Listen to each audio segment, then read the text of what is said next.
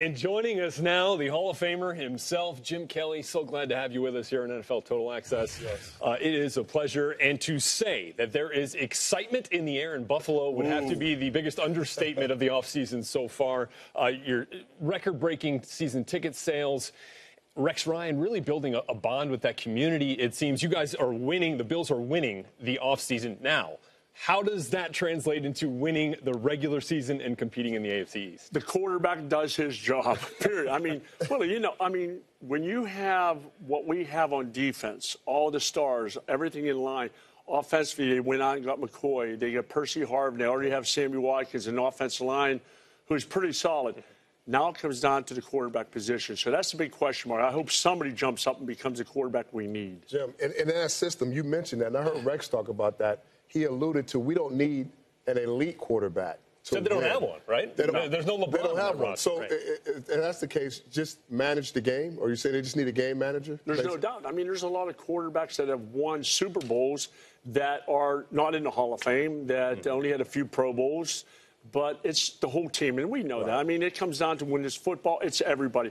But you need a guy there that maybe wins one or two games, but he doesn't have to be the superstar on the team. But he's got to manage it, make sure he doesn't make those crucial mistakes at crucial times in the game. Jim, 14 quarterbacks have started a game for the Buffalo Bills since you retired. I didn't know that. In 1996. E.J. Manuel is one of them. Why has it been so hard to find that elusive franchise quarterback in Buffalo? A lot of it has to do with people around them. Even though they've had some talent, it's a system sometimes. But I don't know. Right now, we have to look towards what is here now. And with the offense coordinator we have now that came from San Francisco 49ers, I think that might be a system that EJ can thrive on. He's got the Kaepernick type of skills. You got Matt Castle who's coming in, who's won and showed people that he can play. I don't know.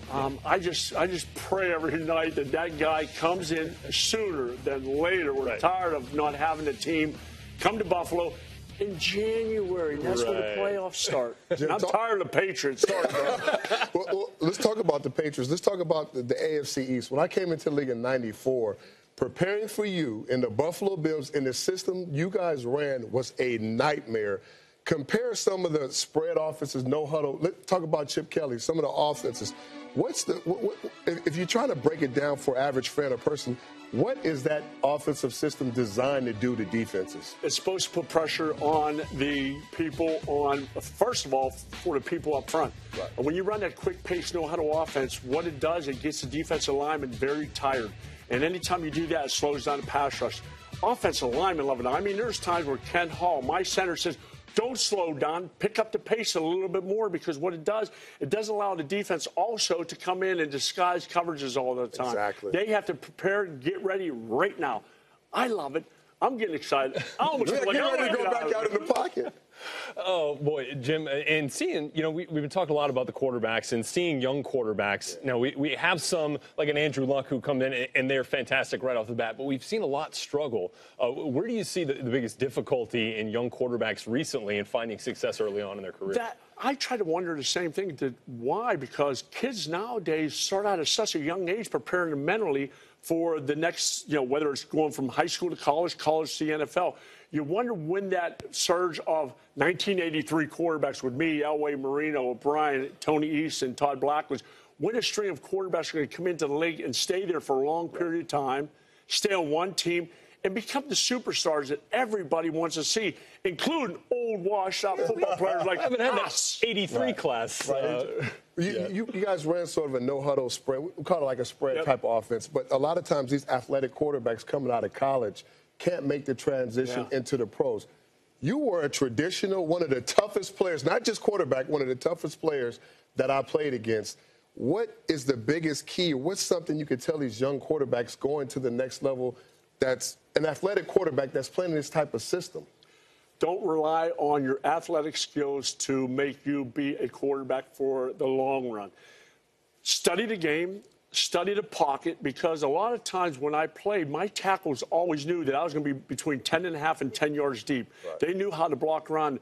A lot of quarterbacks, especially ones that are so athletically inclined, they feel that when things break down, they have to go and run with the ball. Right. You can run with the ball, but look for a receiver downfield. Try to make a big play outside the pocket. Don't feel that you have to learn and, try to run and make a big first down with your legs.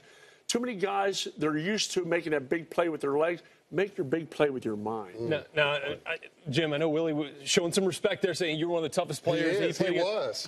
I'm guessing that respect is mutual because you guys played against each other 5 times, and you sacked Jim 5.5 times. That many times?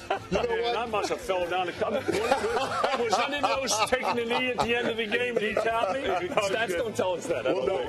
He was a great player. And one of those things about Jim, he's one of the few quarterbacks that he threw the hit, if that makes sense. He stood in the pocket. He delivered the ball. He didn't care who it was coming at him. He's one of the toughest. He's one of the toughest men I know. This guy's tough. He's a tough cookie. Well, I grew up in a family of 6 boys, and I took many hits as a kid growing up. Yeah, so I knew it wasn't nothing to you. No, yeah, it was. You were able to hit. Trust me, we knew where you were at. Well, the toughness is certainly not in question. Much more with Jim Kelly coming up, including we're going to sit down with his daughter Erin, who wrote the best-selling book, Kelly Tough. All that and more coming up here.